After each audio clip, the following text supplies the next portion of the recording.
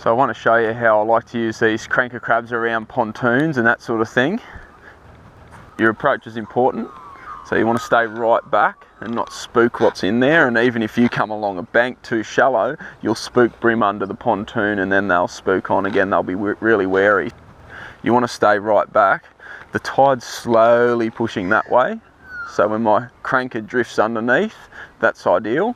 So you want to cast at this end, and you can see the sun's over this side, so there's shadows cast this side. That's where I'm going to focus my attention the first couple of casts.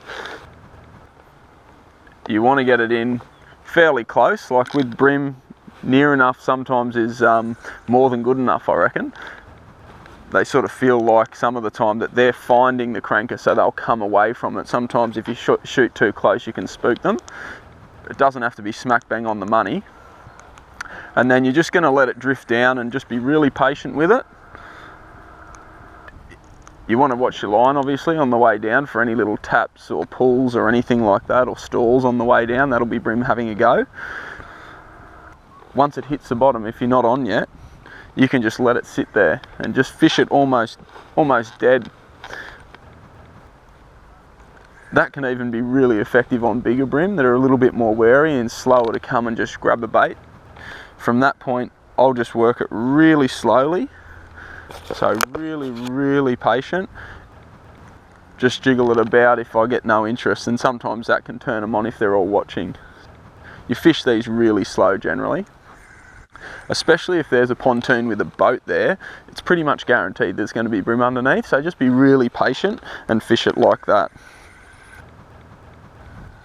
That's the idea. Use the tide, use the shadow lines and that sort of thing where the bream are going to sit and feed. That's going to help your chances. Another little tip for you is when you're putting scent on these things, if you're putting scent on the cranker, you want to keep it off the claws, because any weight that's added to these claws is really going to affect the action.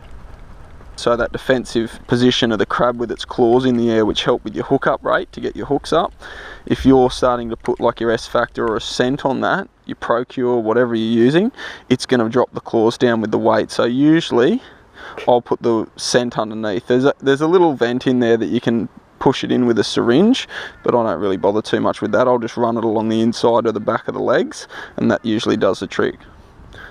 There's a little tip for you with how to put scent on these things. Just keep it away from the claws so that you don't affect the real action of the lure.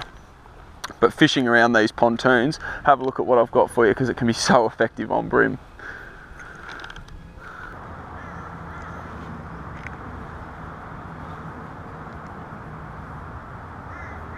Yep, and I'm on. You can feel it, just a slow load. I've dropped it. I'm just watching that line. There it is again. Yep. It's just about watching that line on the way down.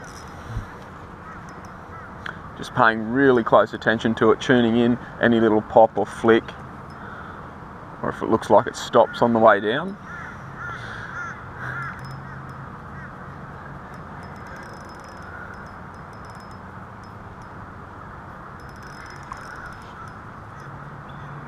That's not a bad little bream.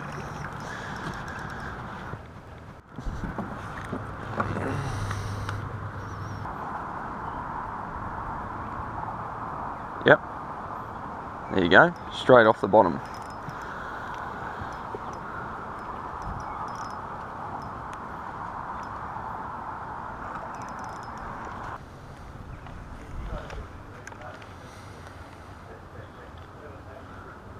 Yep, first cast with this one. Seems to be a bit of a trade of these cranker crabs, that every time someone puts a new one on, first cast they hook up. It's happened to me with everyone I've used, which is pretty funny.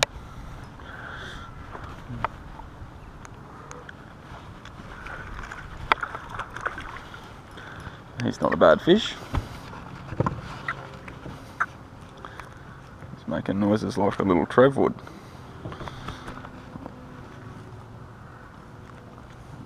There you go.